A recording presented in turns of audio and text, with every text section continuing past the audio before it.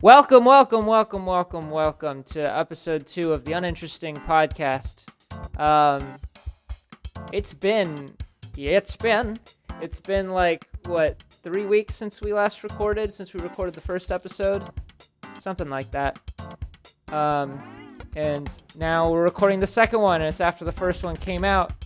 It's during the Boomerang stream that I'm doing, if you know about that, and I'm Jordan, and I'm joined by my good friends Johnny. Right. And Hal. Howdy. How y'all doing? Doing good. How are you doing, Jordan? I'm doing good. How are you doing, Johnny? Oh, I'm doing fantastic. How are you doing, Hal? I'm doing good. How are you, Johnny? I'm doing okay, to be honest. But yeah, no, I'm powering through. It's okay. You doing okay, Jordan? I'm doing pretty good. How are you doing, Jordan? I'm great. That's awesome. Wait. Fuck. Can No. I say fuck on this show? Yeah, you can say fuck. I think we both said fuck last time, so. Oh, good. Good. I'm gonna be saying a lot more. So yeah, we're here. I just wanted to give top of the show. I want to give a quick jelly bean update. My part of the jelly beans from, when we went to the store, as I mentioned in the last episode, that was 5.5 pounds. My half or part of it was probably like 3 to 3.5 pounds, and all of them are gone. I ate all of them within about a week or a week and a half from when we recorded that episode. Bad decisions all around. But that's the jelly bean update. I'm glad to get that out of the way. And it's been, as I said, like 3 weeks since we recorded that podcast. So have y'all, I know it's still, like Texas is reopened, but it's still like coronavirus stuff, so people aren't really doing a whole lot of stuff. So I don't know if you guys have had eventfuler prior 3 weeks or not, but how's that been going? Does that make sense? Yeah, I gotta confess, after our last podcast episode, and you detailing getting the jelly beans, I had to do the same, and I got a big bag myself, and they are all gone. They were probably gone within 2 days. Granted, I didn't get a 5.5 pound bag. Sure. It was still a meaty sack, but they were gone almost immediately. I feel like it's both fortunate and unfortunate that they are so small and bite-sized. Yeah. Because on an individual level, having one, it just seems like such a nice little treat. And it's so harmless and innocent, and there's no harm to be done by just having one. But over the course of an entire day, I have probably 40 or 50, and as a result, I almost feel like, from a health perspective, I wish jelly beans were bigger. Like, you could just get one big root beer bean. Yeah. You know what I mean? So that way, like... Did you get some root beer ones?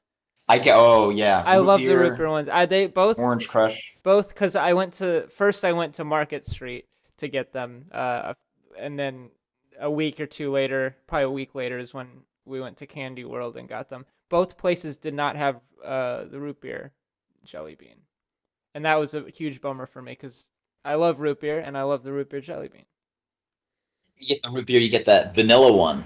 Just together, you get a root beer float. Yeah. It's oof. Oof. It's funny you mentioned your meaty sack of jelly beans. When I went to the counter, I said, I got this big bag of jelly beans here, and the old candy man said, big bag for a big boy. Give me that bag, boy. That's not true. I just wanted to say big bag for a big boy and imply that an old man said it. The important thing is that you can be that person for someone out there. Yeah.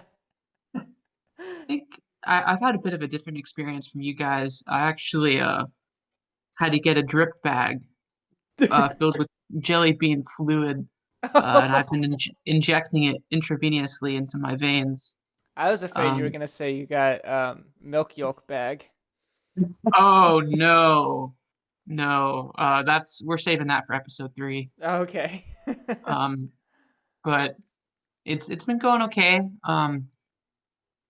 I feel like it's interesting to think about the fact that I haven't yet gotten these jelly beans, but I'll be danged if I don't because they sound too good, They're very good. you know. Market Just Street has a jelly bean section. I don't know where you got them, Johnny, but um, you know. At Kroger, which was a big mistake because they were very overpriced. But they were so good, so no regrets. No regrets. Did you get them? Did you get them like from one where you could pick your own flavors, or did you get like a prepackaged bag? No, I got a prepackaged bag. I Oh, didn't. so you got to pick your own Pre- flavors. Yeah. Market Street I- has them, but you know, so a lot of them were empty when we went. Probably they're probably not too concerned about filling those up right now. It's probably you low on could their say list of priorities. Market Street is streets ahead. You could say that.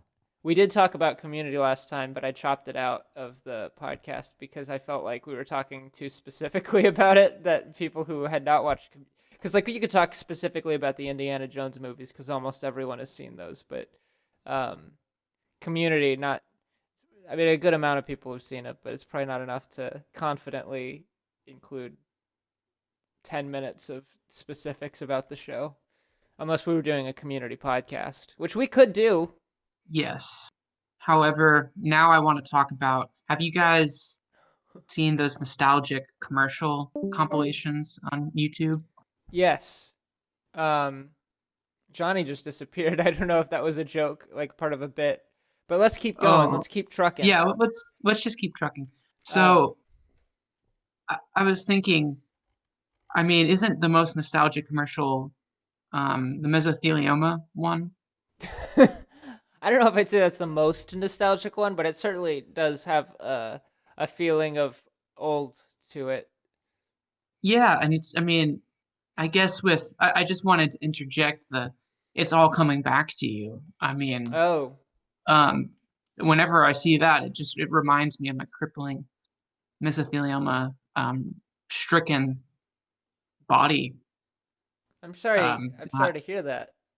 it's okay. Uh, I guess the reason I think it's so nostalgic is because when I see it, those commercials, it makes me want to go back to the beginning days of my illness, In order to so get, that I can relive the horror of it all over again. I thought you I were don't gonna say know so you could get the financial compensation you were entitled to. that as well. And that also brings me, well, yeah, that also brings, I have no money. It's all gone. Well, The pachinko fuses have all blown. Um, all of my proceeds from my vast empire have dried up in these last 3 weeks, so wow, I'm not even able to afford a single jelly bean. that's so unfortunate. It's okay. You know, if It's you want to just get in on this, I recently set up a PO box for people to directly send me cash money, um, I've for heard that nothing. works. Yeah. Yeah. GoFundMe. Oh, hi Johnny. I'm so sorry, guys. Oh, that's okay. It's okay. We were just talking about mesothelioma, Oh, okay, cool. So right where we left off. right? And also the PO box I recently set up for people to directly send me money for no reason. Oh, okay, fantastic. Or jelly beans. I'm sure you would accept Yeah. either. Yeah, mailed jelly beans. I mean, jelly beans are a form of currency in some areas, mostly my house. Kind of like bottle caps with the Fallout games. Yeah, or Uh, bottle caps, the candy. or the candy, which is much better than milk yolk. Yeah, still not great, but Still not great, but when the bar is set so low, the candy bar, the chocolate yeah. bar. I've talked with Cami about this a lot. I think that there should be a service for adults, where you can buy in stores Halloween candy. Like but like it's like actually trick or treated. So like it's true variety. It's not like combined by one company. So it's not like all the Nestle chocolates together or something, or all the like the Wonka brand stuff in one pack. It's like truly just a complete random assortment of candies that you get like prepackaged in like one of those jack-o'-lantern buckets at Walgreens or something.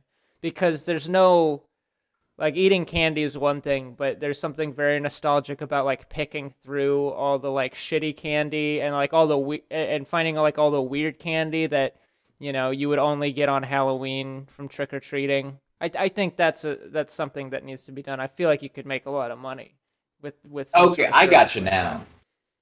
So yeah. So that's kind of an intrinsic part of it. You're right. Having the gross stuff, the stuff you didn't even see in stores, just Yeah, all being in there. Yeah. Okay. I like that. because like it's embarrassing if you're 23 years old and you're like I'm gonna trick or treat alone. Like if you have a kid, then that's fine. But like if you're doing it alone, then people are gonna be like, "What the? This is a little strange. I'm not gonna give you this Especially when it's candy." not Halloween. Yeah, trust me, I've run into that problem a few times. Um, and I wasn't even wearing a costume, but I wasn't even wearing clothes. yeah, I've been meaning to talk to you about that. How that's a serious problem. And I think we're gonna need to find some representation for you. Legal representation. No, uh, like an agent. We're gonna try to get you acting roles. Oh, okay. Yeah, I hear that there's kind of an underground adult industry that really prioritizes going door to door, like traveling salesmen who wear no clothes and they're selling their bodies I for think financial. we need Uh, to get off this topic. I okay. totally forgot until you brought that up, Jordan, how much fun it was sorting through what you got. I don't Yes. know if you guys did the same, but I would always, like when I got home from trick or treating, I would kind of map out what I'd gotten. I'd organize, Yeah. the stuff I liked, and then the stuff I didn't know what it was, whether it be those, what is it, those like candies I'd never heard of, like Bit of Honey, or Yeah. Oh like my God. cocktail Yeah. sausages or something. Or like that. Halloween was the only night I ever earnestly had um those fucking chalk candy things. Like the candy cigarettes are just like those chalk sticks that Oh yeah. tasted like shit. Like the first time you had it, it was like, oh, this is good. Why don't I get this more? And then your second one you have, and you're like, oh, this is fucking horrible. This is the worst fucking candy I've ever had. It's like nothingness, but it's worse. I don't know. But Halloween, I That's got so many fucking candy cigarettes, and I ate all of them. interesting. I like to go That's- through my candy as well and to sort it and to kind of divvy it up in different ways. Did you guys use the classic like pillowcase, or did you have like little jack-o'-lantern uh, candy receptacles, or what was your preferred method of gathering up the candy? I usually had something akin to the jack. I mean, there were a few years where I had the jack o' lantern thing, but it was always some sort of like pre-made Halloween bucket. I believe. Um, Often it was the jack o' lantern ones, but I know there were other varieties as well. How about you guys?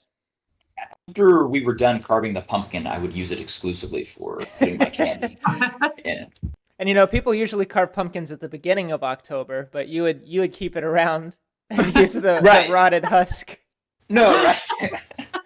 of a pumpkin. And then when I would get home, I would put the candy that we would give to trick or treaters in it as well, and it would smell so bad nobody would even approach it to get candy out of it. So I Yeah. got like 2 times the candy, if that makes sense. Yeah, that does make sense. It doesn't. What's the name of that candy where it's like I don't even know how to describe it. Oh, There was Kit this one Kats. neighbor. Yes, yeah. And then there's that other one where it's like it has a breading to it. Do you know what I'm saying? It's like Oh, filet Not of yet. fish. Chico stick. There was the guy. Oh, in my old neighborhood. That's what he gave every year. Was like a yard-long Chico stick. I don't even know what you're talking about. Oh, we're gonna. Is you it gotta look like this those up. pirouette things? Do you know what I'm talking about? Wet wipes. Is it like wet wipes? I don't even know how to describe it. Do you know what I'm talking about, Hal? I think I do. I Chico don't think it's stick? very. Oh, I I don't think see it's it. very good. Oh, I think I know it. Wait, no. Where it's like peanut butter and coconut and I've never seen one of these. yeah, This they're looks like a nasty. fucking Cheeto or something without the dust. It's like a really dried up Cheeto. Yeah, that's a good way to put Cheeto. it. I can't imagine it tastes like candy. I'm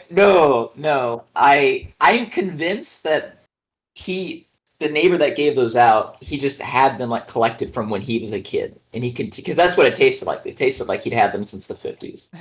Jesus. I don't know where he got them.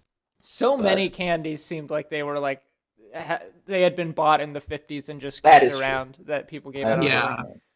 One of my favorite candy as a child was always Tootsie Rolls.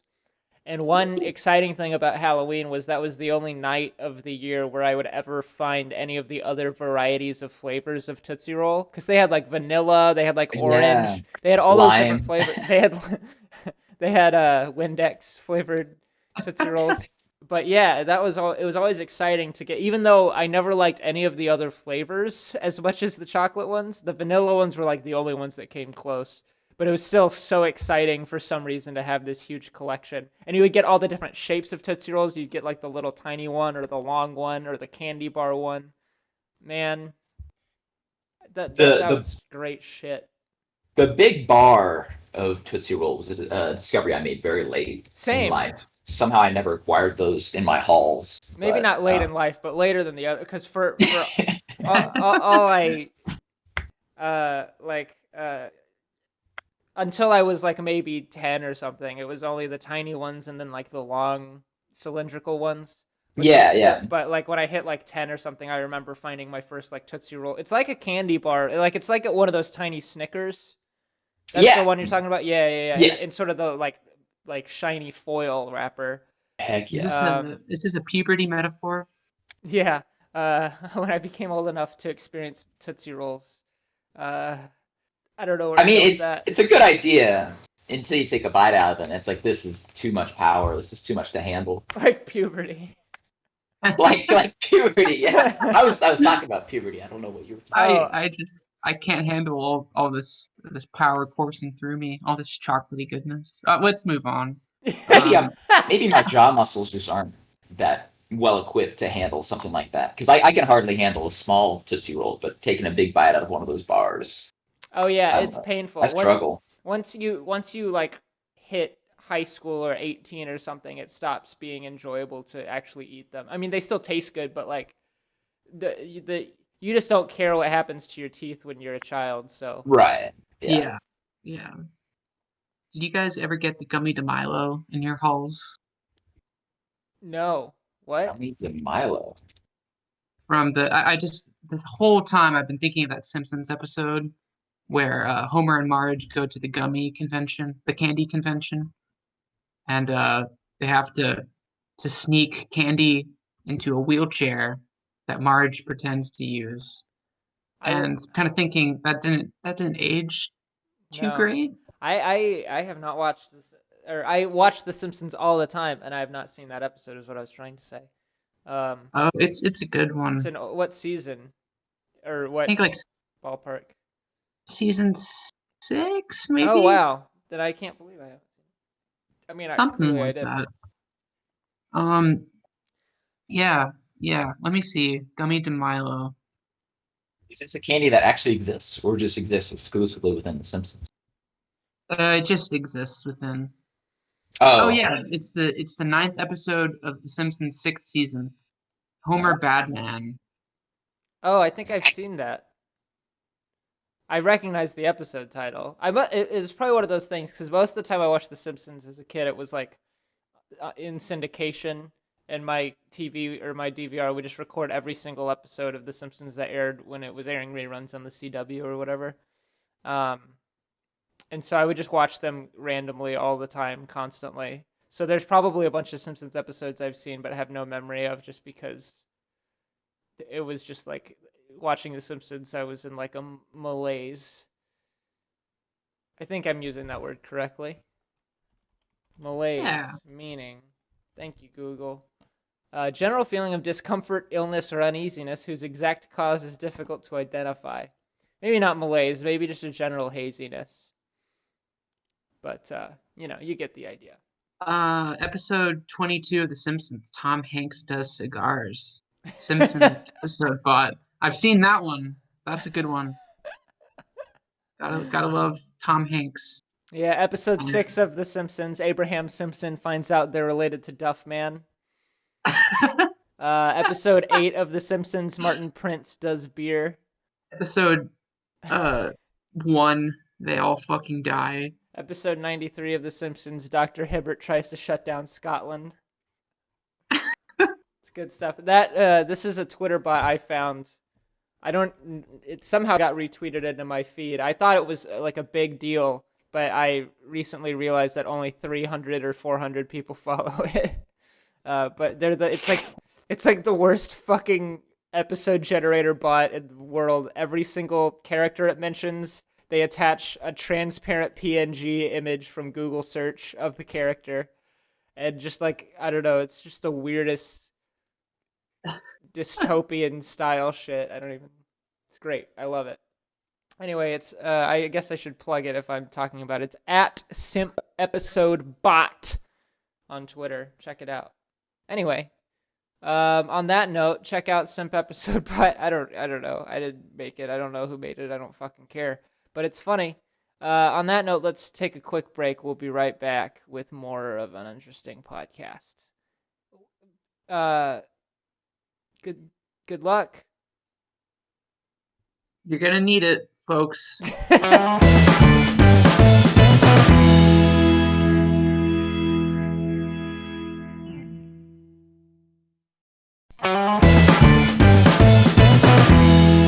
we're back. Welcome back to, what is this? The Uninteresting Podcast. The second episode. I didn't say that at the beginning, I don't think. I said the name of the podcast, but I don't think I said it was the second episode. This is episode 2. That's exciting. Yay! It's exciting, Jerry. But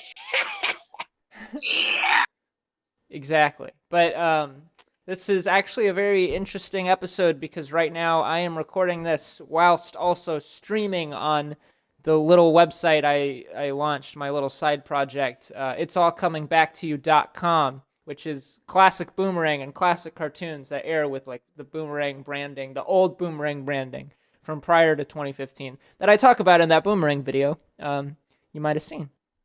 But it's streaming right now. We're watching the Pink Panther right now. I've got it on mute so as not to be distracted too much while we record the podcast, but it's happening all day.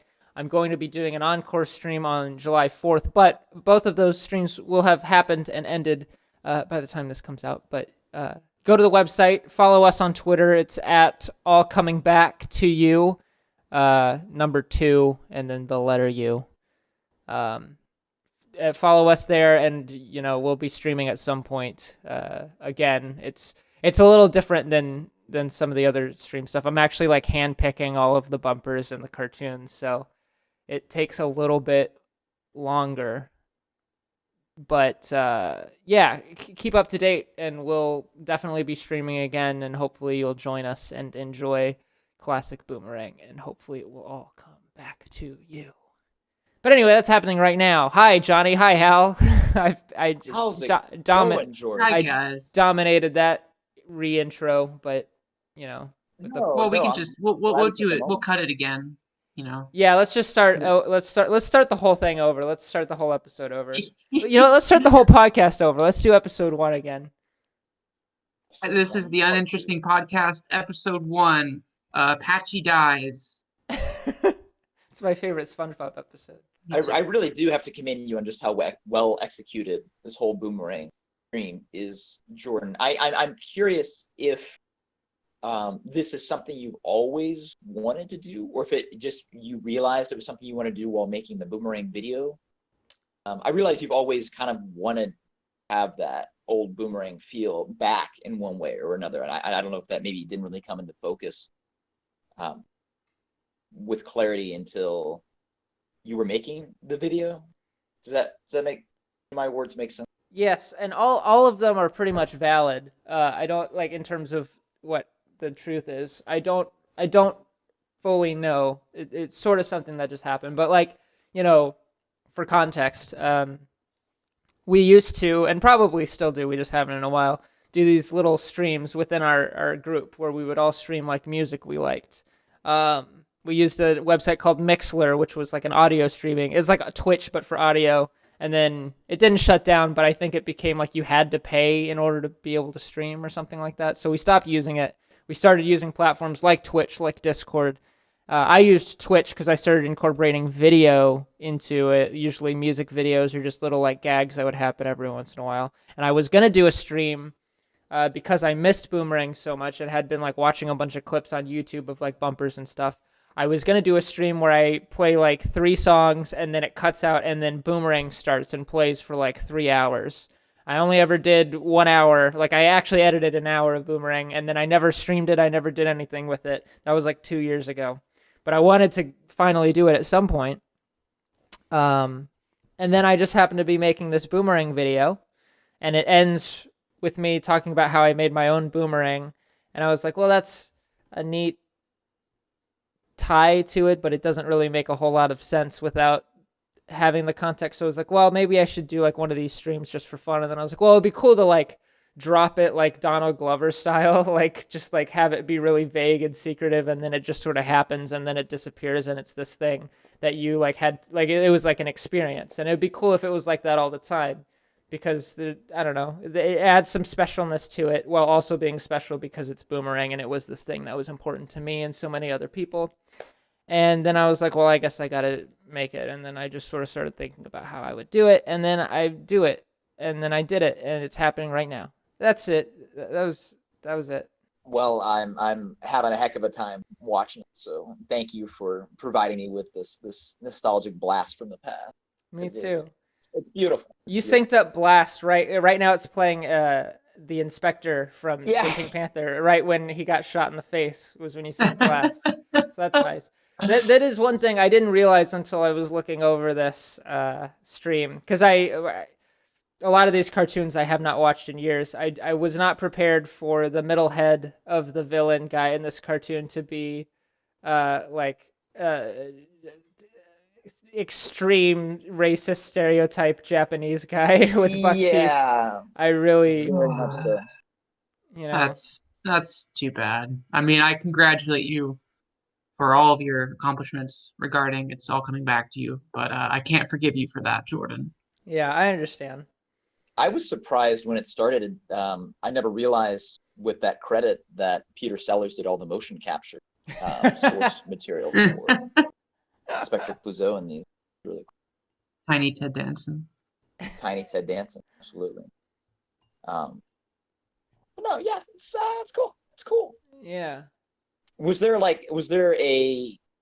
I know you would just have Boomerang going on, kind of just in the background. But was there a particular cartoon that tickled your fancy, or like it came on? It's like, okay, yeah, I'm definitely gonna be watching this. Question directed to both of you guys. For me, I think it was. I mean, I recorded the Pink Panther cartoons a lot because I was obsessed with the Pink Panther movies. So by proxy, I was obsessed with the Pink Panther cartoons as well. And I would often watch those before going to school in the morning, the recordings in elementary school. So I saw a lot of, Pink Panther and the Inspector, but also a lot of, because they were tied to it, Tijuana Toads and the Ant and the Aardvark and stuff. And then the other one, which did not air on Boomerang long, really only for like a couple years, but I was obsessed with it while it did, and I got some DVDs of it, was Rocky and Bullwinkle, because it was a show that was very like, I feel like ahead of its time humor-wise. It's very Naked Gun, or like, yeah, it's very like Naked Gun, Airplane style, like meta humor, punning constantly, and I was really into that as a kid. Very Mel Brooksy too. That's that style. What about you, Hal? And what about you, Johnny? I'm curious to hear your answer as well. It's a bit cliche, but my mom specifically has always really adored classic Scooby-Doo. Hell yeah. So something that we would do when Boomerang was Scooby-Doo. still I'm gonna kill You, I shouldn't insinuate violence. Scooby Doo, I'll kill you. Boo-hoo for Shamu. Am I right, guys? Scooby-Doo, I'll kill you. I'll go. I'm so sorry, Hal. No. But just I like to watch that with my mom. Scooby-Doo's I- great. that- yeah, a lot of good memories of that. There will be a lot of Scooby-Doo today on the stream. So, Ooh, yeah. Sorry. what about you, Johnny? Yeah, I was gonna say Scooby Doo, Flintstones, and Tom and Jerry, Yeah, definitely. all Tom and Jerry. simultaneously. I loved when Boomerang started doing. They added the picture-in-picture split screen like the football networks do, so you could see all the different. Right. It's all coming back to you at once. Yeah. Everything. It's too much information. Yeah, that's when Something they else- switched. That's when they rebranded and switched their slogan to "This is hell." This is too much. Boomerang, this is too much. This is Turn off hell. your TV now. One really fun thing I didn't realize about Boomerang. Let me find the exact quote from Wikipedia. I was reading about the Boomerang rebrand after having done the video, so I didn't get to put this in the video, but I think it's really funny. Let me find it. Where is? Yeah, so the day of the rebrand was Martin Luther King Day. And in observance Oh, of no. Martin Luther King Day, Boomerang aired no. various episodes from the Garfield show.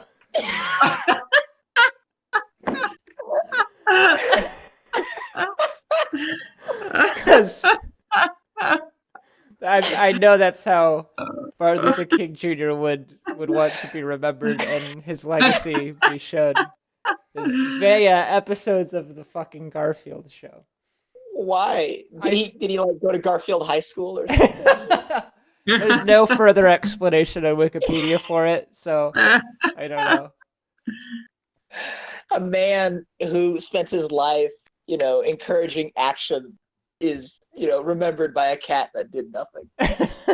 One of my Beautiful. favorite Martin Luther King Jr. quotes is, I think it's something like the moral arc of the universe is long, but it bends towards justice. If there's any justice in this universe, it's that in honor of Martin Luther King Day, they would fucking air Garfield, the president, clips of Yeah. the presidency.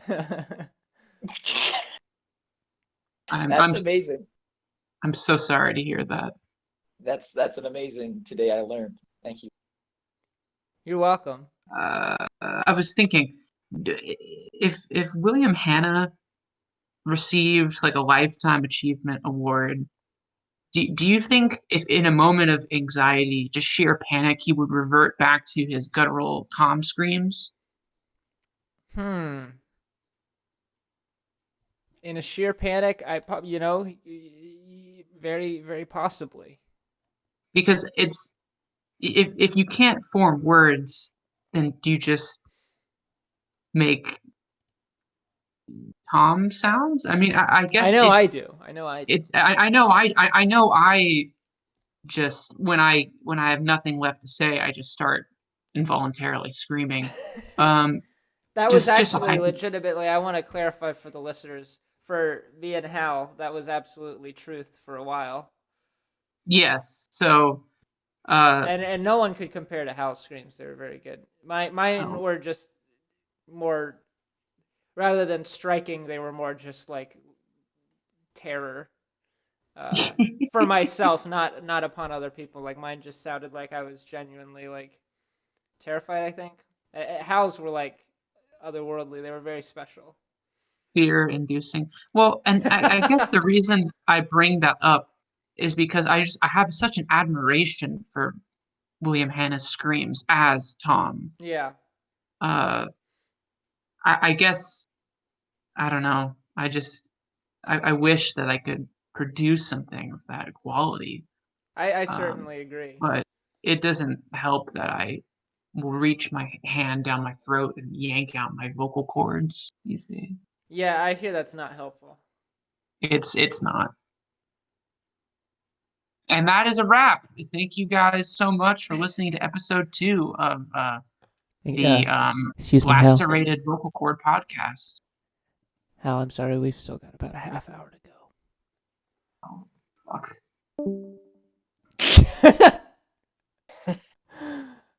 go. For those just listening, I guess that's the only way you'd be experiencing this. Hal just disappeared out of our Discord call. We're recording these all on Discord because of... Oh, this is not a video podcast.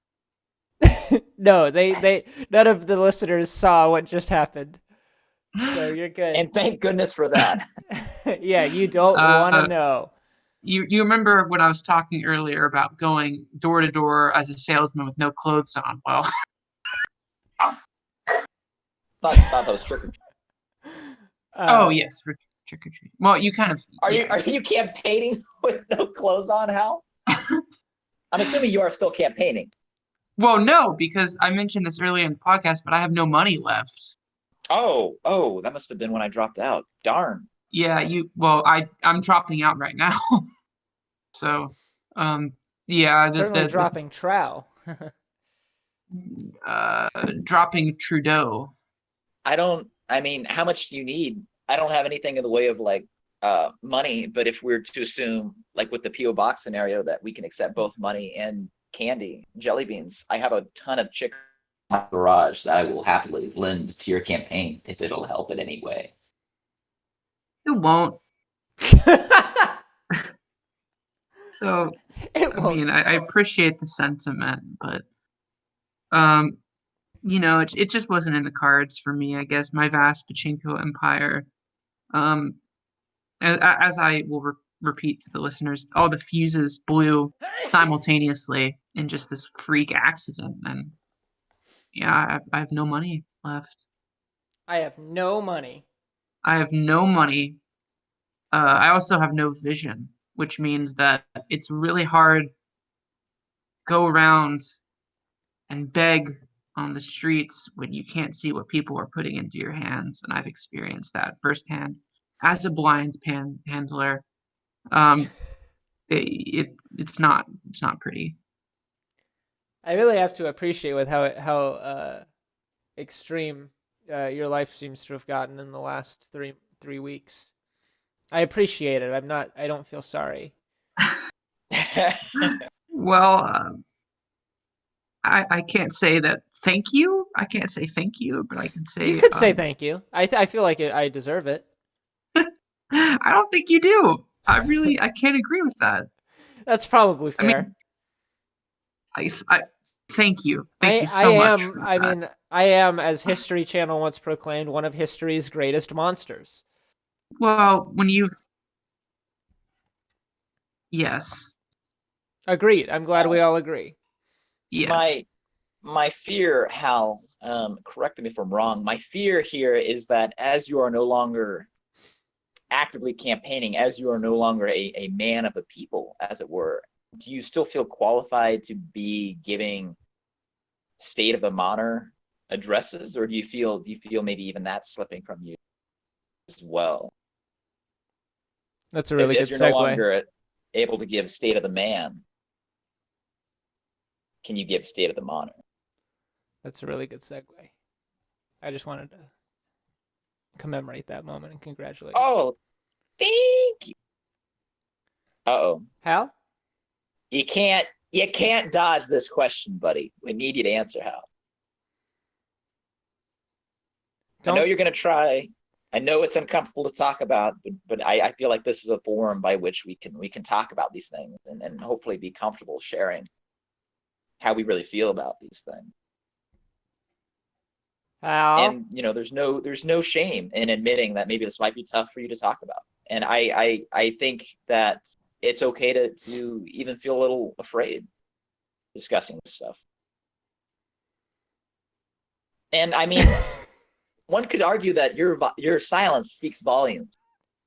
Because one could argue that if you did feel qualified to give the State of Manor, you would have just immediately responded. The fact you're not, the fact that you are mulling over a response, I think, speaks to the fact that you are maybe having some second thoughts on your qualifications to give this address. This is some real Bidening. This, in that he's not talking and he's letting the well, never mind. Speaking of Chico sticks, Trump. Halloween. Oh no. Oh no. That's probably why he wasn't talking. Oh no. Oh no, this is a disaster. I love it. This is horrendous. I feel like for some reason episode 3 is going to be like run very smoothly, but for some reason I feel like this is destined to be a total disaster, and I think in a great way. Like I feel really good about how much of a disaster this is. Okay, well that's good. This feel is all like staying in. This is all going up. So okay. I mean, as long as I feel like, I don't mean to toot our own horns. I feel like the first episode, given that it was our first episode, went pretty smoothly. So we were kind of overdue, I think, for this to happen. yeah, this is what our first episode should have been, like Right. realistically speaking. But instead it was, I think, pretty good. A little off kilter maybe, but I think it was pretty good for what it was. And now it's it's time for Oh, it's time for Pup Named Payback. Scooby-Doo. yeah. So Fantastic. a pup named Scooby-Doo is playing on It's All Coming Back to You right now, but not right now, but not right now, right when you're listening to this from you listening. Does that make sense? Yes, and that was very well handled, I Thank must you. say. Yeah. Hal just messaged our group saying he lost connection to Wi-Fi. We are recording these, at least these early episodes, separately via Discord, as I feel is probably this is a somewhat responsible thing to do during this time of disease and anguish. But I don't know. It's also a little convenient, so I mean, selfish too. But maybe we'll start recording these in person once everything subsides. Who knows? Under the same roof, but in different rooms. Yeah, it's still through Discord, just in person. Sorry, I mean, guys. I I think my connection went bad. Sure. As soon as I ask you about State of the Monitor and your qualification to get it, you just cut out on it. Well, State of the Manor is good. I guess I'm gonna launch into it now, if that's okay with you guys. Sure. Let's Assuming play, you feel qualified. let's What cue. what does that mean, Johnny? I'm just saying. See, you're this no is longer the- campaigning. This is the response I was expecting when Johnny was going after you the first time, but there was nothing, and we thought it was strained silence, not you weren't here. Look, I'm not trying to start anything, especially not on our second episode. But I just feel like if you're no longer engaging in pachinko politics that I think ultimately made you largely qualified to give the State of Monitor in the first place, you're no longer campaigning. Hence, I'm not sure you feel up to the task. I mean, you're welcome to prove me wrong. And I will, right here and right now, in the sense that the State of the Monitor is great. It's been better than it ever has been. We are suffering no problems when it comes to how Manor is treating us. Manor, I have a direct temporal, spatial, consciousness connection to Manor right now, and he is screaming at me in pure bliss. Spread out the word of CC Manor Cheese. Let everyone know, from the highest mountains to the lowest valleys, the highest peaks to the lowest trenches. Go and find those fish people in the bottom of Mariana's Trench and convert them. Go to the center of the earth. Wait, fuck, the earth is flat. Go to the outer edges of the earth. And Monitor is beaming this into my brain. Go to the outer edges of the earth where you're about to fall off because the earth is flat. And I'm not a flat earther, but I am a flat earther. I'm not a flat earther. This is a bit. And then go to the edge of that earth and say, on the outer edge, to those creatures at the bottom of the flat earth, that you will listen to Monitor, you will respect him, you will worship, you will praise, you will do everything that you need to do to establish a connection to Manor because he loves you, he praises you, he glorifies you in his name, in his creation, his image. So do what must be done. I have no idea what I'm talking about. I am not qualified. I lost my pachinko machines. I am not campaigning. I am panhandling on the streets. I am suffering from many chronic illnesses. Please give me another chance. Well, that was State of the Manor. Much more intense than it was last episode. Much different in tone than than I expected. Thank you guys for having me. You're welcome. The word needed to be said. I never felt this infectious energy for the State of the Manor before. Just radiating, beaming off of me today. Hal, I would be the last one to ask you to divulge something as sacred as your connection to Manor, but if you don't mind, just out of curiosity, did you really run out of funds for your campaign, or did it come as a higher direct from CC Manor Chief? Well, because thing I see that fire in your belly. I see the passion that you have, not just for Manor, but for the people. And I have trouble believing that the lack of funds would stop you from making your pachinko dream possible. okay. Your pachinko passion, if you will. Pachinko passion. Thank you. It's actually the passion From Hasbro. The passion of the pachinko that's my copyright. So I'm getting Mel Brooks to star as the pachinko machine. The thing that I need to tell you is I was lying earlier, and it's never good to lie. No. I am not out of funds entirely. Not all of my fuses blew at the same time simultaneously, but about half of them. So I'm trying to recoup my losses by accepting small grassroots donations and small pledges to rebuild my my decimated but not destroyed empire to allow myself to campaign more effectively. So if you could please send as much as you can to help me restore my former glory. I'm not down, but I am out, and I need a little bit of help. Wait, you're not down, but you are out. I mean, I'm all in, but I'm not quite there. Would you say that you're living on a prayer? I would say that I'm. To Manor. I would say that I have a direct connection to Manor that no other candidate can claim, and that should propel me. Just give me the fucking election, okay? Just give it to me. I deserve it. It's mine to win. It's mine to lose.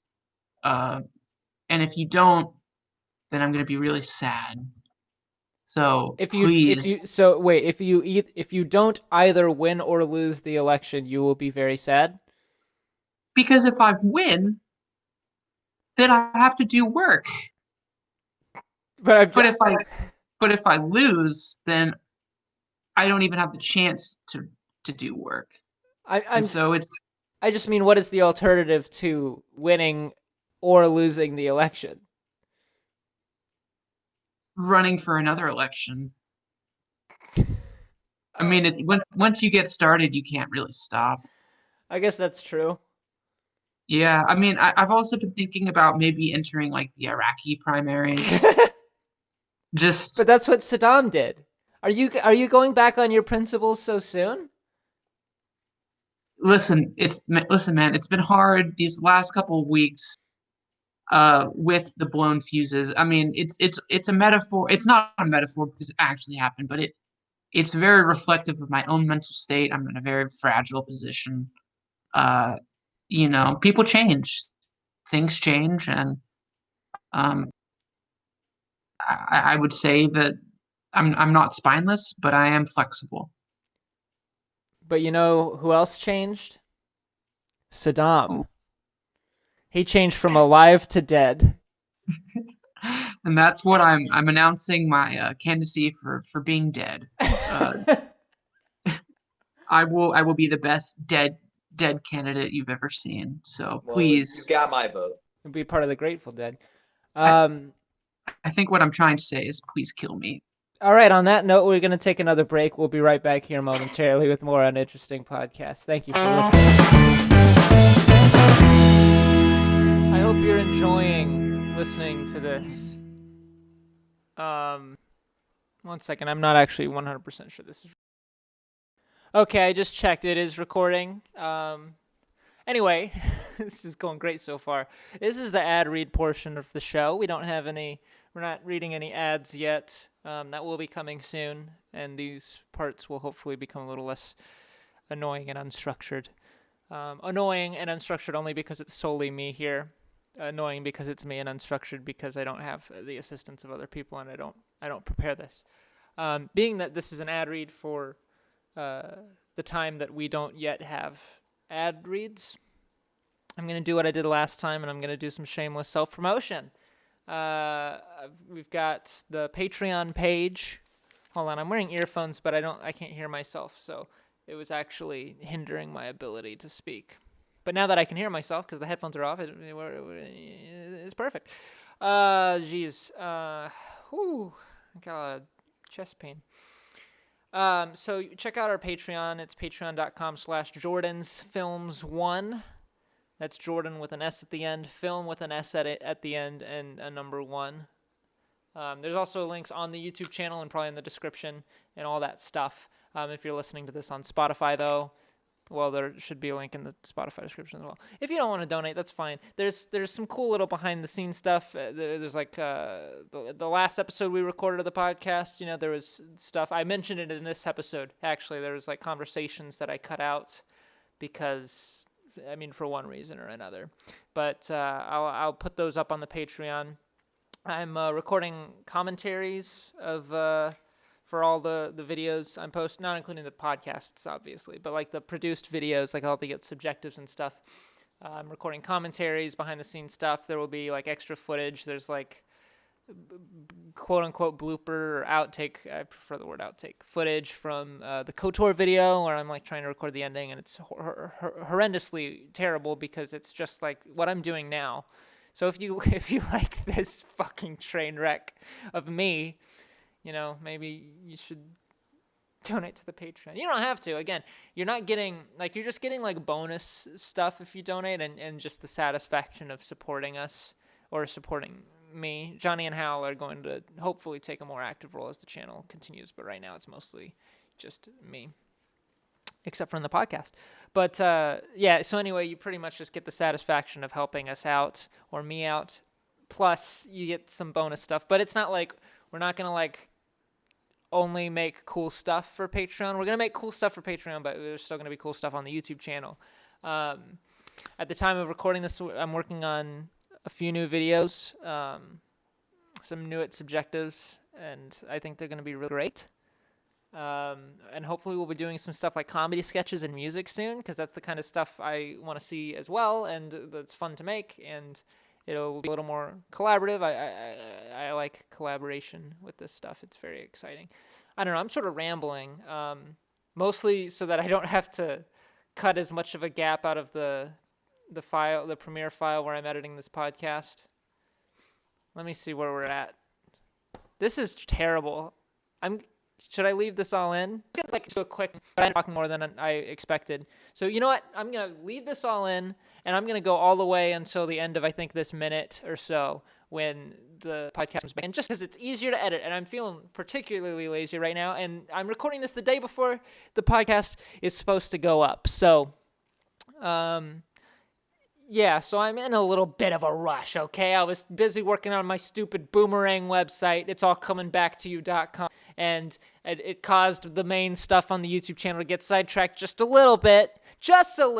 But you know what? It's all going to be fixed soon. Anyway, patreon.com/JordansFilms1. You can follow me on Twitter. My username is Jordan Wysong. That's easy to remember. I think. Okay, we're getting really close to the little stinger, the little guitar riff that plays us back in. I'm thinking about changing it. It was just sort of the first thing I found, but we'll see. Anyway, okay, so here it is. Sorry. Okay, bye.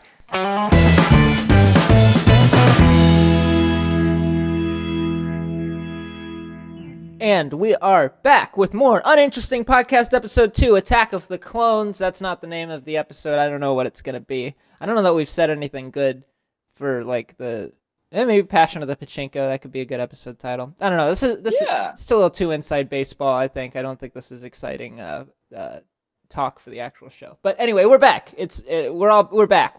We're back. My fear with this episode, and I'm with you. I think as we move forwards, we'll kind of get a more consistent flow going. Is my fear with this episode is that we are like with some sequels, we have a loss of focus, and a lot of what we're talking about, I feel like, is retreading of the first. But I feel like that's okay because people needed to hear about Saddam. People needed to hear about the jelly bean. So I'm not uncomfortable with where we are, but I do look forward to where we might be branching out in the future. I agree. Oh, yeah. I believe that's a very optimistic view of this episode, and I appreciate it, and I agree with it, and I endorse it. But we are not sponsored by it. No, we are not sponsored by that opinion. Okay, just to clarify. Yeah. I feel kind of bad because you said it's been 3 weeks since our last episode. You know, what's new with you guys? It literally feels like we recorded the episode like yesterday. I agree. And nothing's happened I for me. completely agree. No, same for me.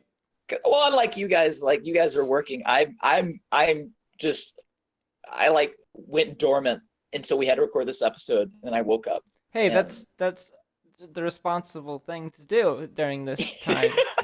Yeah. Everybody needs to wear masks. If you can't wear a mask, you got to go dormant. That's that's the most responsible thing you could do during this time. Which is, when it was the least responsible thing to do, I was doing it constantly. But now that it is the most responsible thing to do, I am no longer doing it, and I'm more productive than I've ever been. I think that's very commendable. I appreciate it. So, once this disease is over, I'll switch back, and I won't do anything ever again. So, we'll see how that goes. Well, that's Just have a couple of milk yolks and it'll put you straight to sleep. Yeah. Warm milk yolks. Oh. Oh, do you guys ever wonder what happens to all of the iCrusties that you have? Like when you wipe, do they go somewhere? Do they form like little colonies? Oh, I think that was dead on arrival. So, are you just... All right, I had a few questions, but let's move on. Let's. We've said all we could say. Do you remember when there was a Sandman that put sand in your eyes, and not just a Sandman that was made of sand? I remember dunking my head in the sand for so long that I couldn't breathe, and I would yank my head out, and then I would think that's some good sand. I should do that again. Yeah, I think Was the that's something we Sandman can all relate to. Was the Sandman a lucrative belief at some point? I mean, was it like the Tooth Fairy? I don't. You hid your iCrusties and you were. Well, he bought the Right. iCrusties. So the iCrusties was like the dollar bill you get for putting Oh! into Okay. Oh, I have an idea for the name of this episode. It could be like, iCarly. Like iCrusty. Dash Krusty. Maybe, maybe that's a little preemptive. I think that's a winner. See, this is exciting. We're talking about we're entering new territory here. This is exciting. iGunk. iGunk. That's too close to the iGun, I think.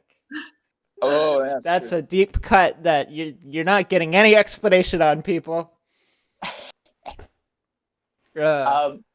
Is sleep crust, or I guess eye goop, as the medical community calls it, is that something that you always have every morning, pal?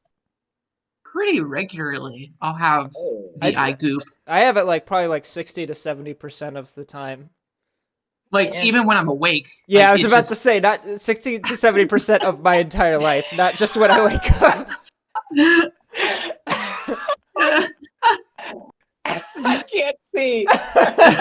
It's just like, instead of like, when you yawn and like your eyes tear up, instead of tears, my eyes just produce the sand. Oh my god, you got like gunk ducks and you got tear ducks. Gunk ducks. Oh no. It's kind of like having pink eye all the time.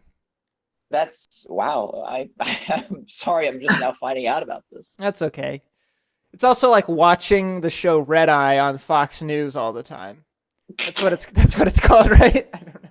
Well, it's like instead of getting new frames for my prescriptions, I actually just let the iCrusties grow to the point where they form kind of impromptu glasses. Yeah. Like crust glasses is what I like to And think of some of the as. crust crystallizes. It's crystallized crust. Crystallized crust that allows me to see more effectively, interestingly enough. So, I that's- guess to that's answer my- your question, I don't think they go off and form their own civilizations. I guess to get to the crux of your To question. get to the crux cru- of the crust. Oh, no.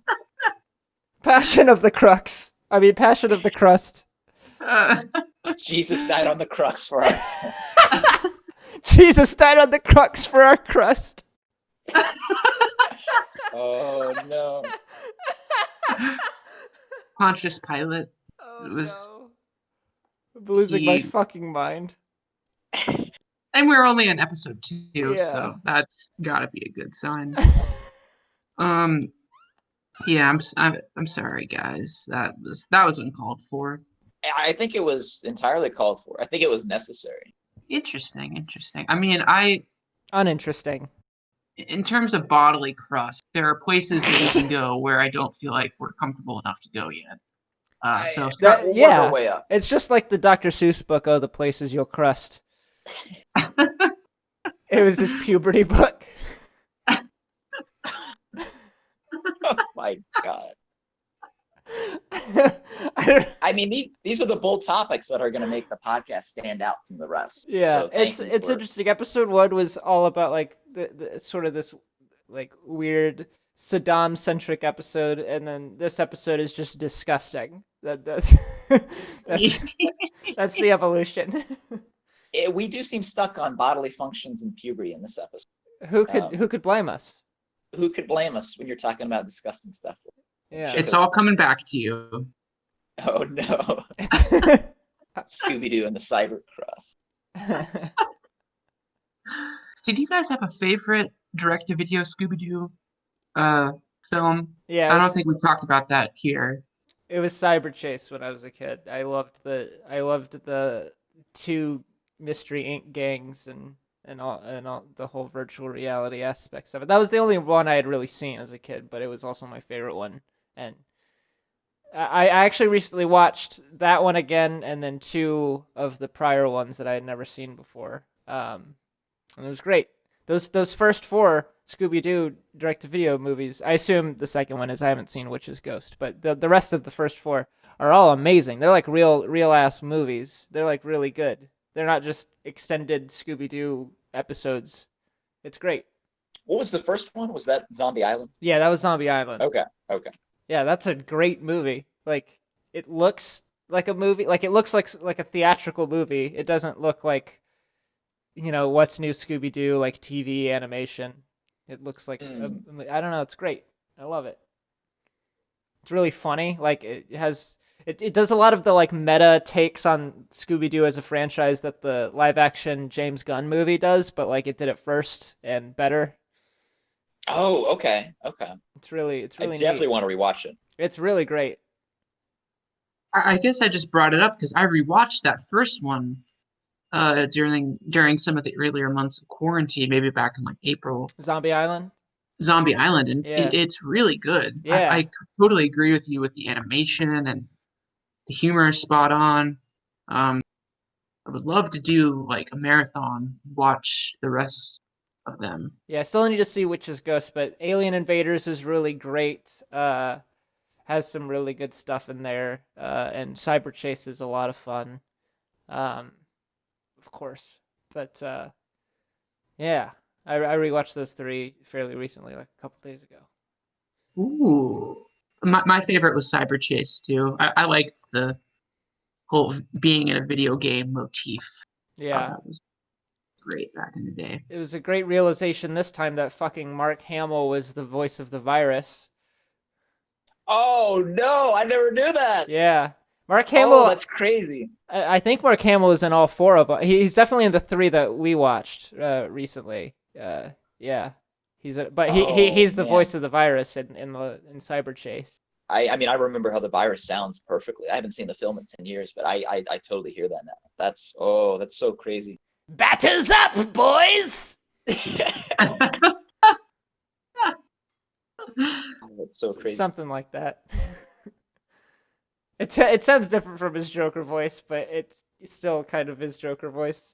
Sure. I love it. But anyway, I had no idea. speaking of revisiting classics, we've been talking about it all day. We've been talking about It's All Coming Back to You / Boomerang. We've been talking about revisiting these Scooby-Doo direct-to-video classic films. I think it's time to revisit one more classic, both a classic television show and a classic segment of our classic podcast. That is the Gunsmoke episode of the week, brought to you by Monster Energy. The Uninteresting Podcast, Gunsmoke episode of the week, presented by Monster Energy. Thank you, Monster Energy. And I do standard disclaimer, we are not sponsored by Monster Energy Drink. We are, I think, encouraged. I think we are nurtured, but we are not sponsored in any way. No, and we've had no communication with them. In fact, we've actually shut down all forms of communication so as to make sure that they do not send any sort of cease and desist. I've never even had Monster Energy, to be honest. It's not great. And we are sponsored by Monster Energy. No. Or we're not. But Well, even if we were, it's not good. It's not good. You don't drink it for the taste. You drink it for the vitamins. Like Red Bull isn't great, but I can see appreciating that taste. I kind of like it sometimes. Monster Energy is like the Mountain Dew of energy drinks. Like both in terms of like its presence in advertising and also just the taste of it. It's just sort of like this bright fluorescent sludge. You gotta love that. That like feels like it's melting your teeth away as you drink it. It's fucking horrendous. And I've only had it once, so maybe I'm out of line. But anyway, this is presented by Monster Energy, but not sponsored. That's what we want to get to. So at least as far as this week's episode is concerned, we're going to be focusing on season 7, episode 23. Mr. Burns creates a drink called the Krusty Jimbo Jones. Oh shit! Sorry. Hold on. I'm looking at my wrong notes here. I'm so sorry. I'm glad that I assume you went to the actual Simpsons thing to find that the actual Twitter page. Yes, yes. It's amazing that it happened to be mentioned crust, considering all the crust we've been getting through this episode. Yeah. It's a great coincidence, or should I say crust in coincidence? Crust? Coincidence? Crust incidents? Coincidence? I don't know.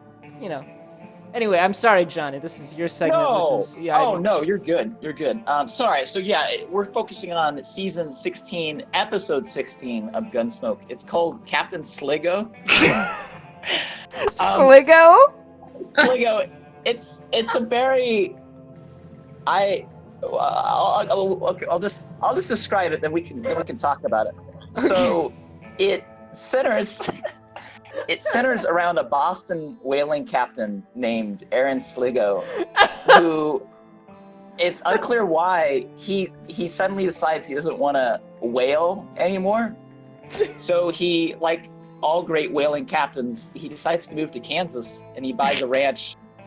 And I mean, because he knows nothing about ranching, but why not? He sets up on the 100th meridian of longitude, because that's as far away from sea as you can possibly get. Okay. So he buys a bunch of cattle, buys a lot of cows from Texas, while also trying to court this widow next door. The widow resists his courtship advances until he can prove to her that he can grow corn. So wait, he's this- not like. Let me just understand. Yeah. He's not trying to like hook up with her. It's not like he wants to like marry her immediately. Yeah. It's very uncomfortable. There's no chemistry between them at all. But yeah, no. So he just gets the ranch, and then he just immediately starts wanting to hook up with this lady. The twist is that she knows that his land Oh fuck! is very infertile. So Is that a metaphor? and so he's not going to be able to grow any corn. Keep in mind, he's a cattle rancher. He's not a farmer, so I don't know why she wants him to grow corn. Well, he's also not a cattle rancher. He's a whaler. He's a whaler, and that's another important point because he, despite like forsaking the sea entirely, he still dresses up in his whaling uniform. His house is in the shape of a boat, and his first mate is his ranch foreman. For real? Is his house really in the shape of a boat? Yeah.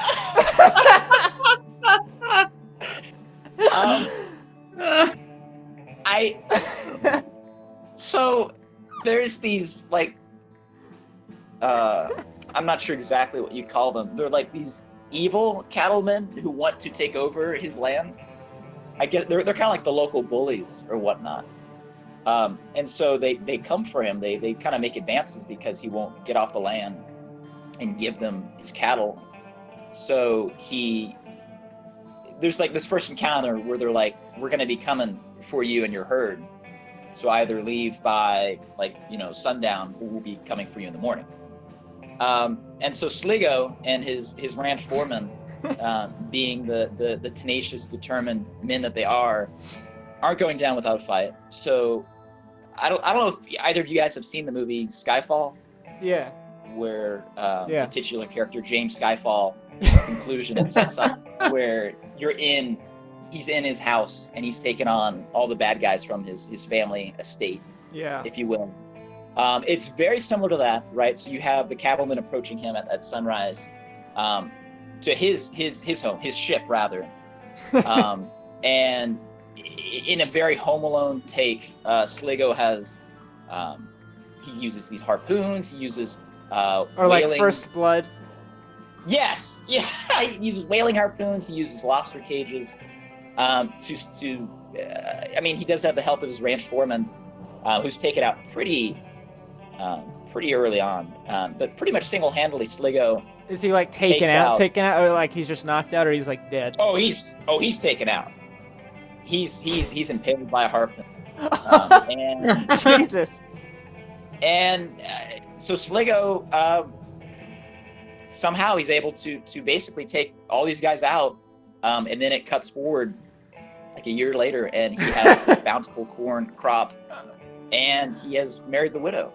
And Matt Dillon, the main character of Gunsmoke, is nowhere to be found. I was about to ask because I was like, I have no idea. It feels like an episode from another TV show that they accidentally ran. it's like an anthology series. I have no idea what this episode is, but it's Captain Sligo, season 16, episode 16, and I think it's probably one of the best episodes of Gunsmoke. It gets a lot of hate, which I guess I can understand, but I think Is that a picture of Captain Sligo, Hal, that you post? Yeah. Well, I wish that our viewer or our listeners could just fully understand. He looks like Murray from Flight of the Conchords. He does not look like what I expected at all. No, he doesn't look anything like I expected. Just that his hairiness is just truly befitting of a whaling captain, I guess. I don't know. I'm sorry, Johnny. No. I was pretty much done. I guess my closing point would be that despite the hate, I wouldn't skip this episode because, well, for one, I enjoyed it, and then number two, I think in a lot of westerns, which I didn't appreciate this until I watched this, in a lot of western films, a lot of western shows, there is sorely missed that all too important voice of the whaling community. And it was nice seeing a show like Gunsmoke having the spurs to really dig into a meaty topic like this and give the whaling perspective on the Wild West. I will say, when I watched Once Upon a Time in the West, I was thinking there's not enough boats. There's not enough whaling. There's not enough sea or water or harpoons. There's not enough of Captain Sligo's meaty sack. So, yeah, that's Gunsmoke of the week. Thank you. That's all I got. Thank you, Yeah. Johnny. Thank you so much, Johnny. And thank you, Monster Energy. And thank you, Monster Thank you, Energy. Monster Energy, the official drink of Captain Sligo. Monster Energy does sponsor Captain Sligo, But not but Gunsmoke. not Gunsmoke and not Uninteresting Podcast. And does not and condones his whaling practice. Very pro whaling. Energy drink for whalers everywhere. They're very pro hunting and whaling. They funneled a lot of. They donate directly to the NRA every year.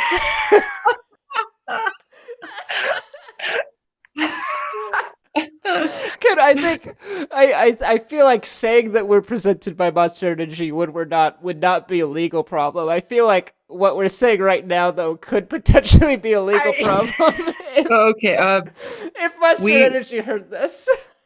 We are not sponsored by Monster Energy. We are not affiliated with Gunsmoke in any official capacity. I don't think that's the problem, Hal. I think the problem is that we're saying that Monster Energy supports the whaling and hunting industries. Monster Energy does not support nor condone the hunting or whaling industries. We don't know. As far as we know, yeah. As far as we know. It could be these jokes we were making were actually completely factual. I don't know. But it could be, but let's just say, to use a line mentioned earlier, we're just all blowing Gunsmoke out of our asses. I don't think that's a direct quote. But I appreciate it. It's necessary, but Oh, that man, if I went trick-or-treating and Captain Sligo was handing out whale candy, I don't know how I'd feel whale about blubber. that. Whale blubber. Well, on the note of accusing a energy drink corporation of funding illegal, completely cruel practices, I think that's a good place to end the second episode of the Uninteresting Podcast. Thank you so much for listening.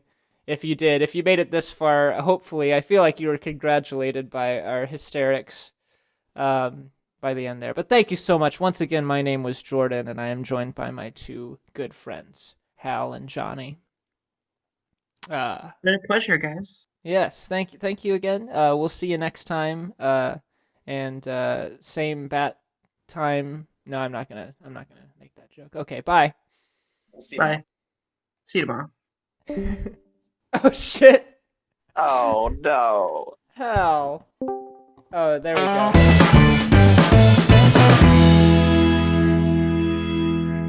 Hey guys, it's Jordan here in the little postscript for the podcast. Just remember you can subscribe if you're watching this on YouTube. There should be links on the screen right now. If you're listening on your podcast service, go to youtube.com/jordansfilms1 or spacejammovie.com. That's real, at least for now, until we get in trouble for that.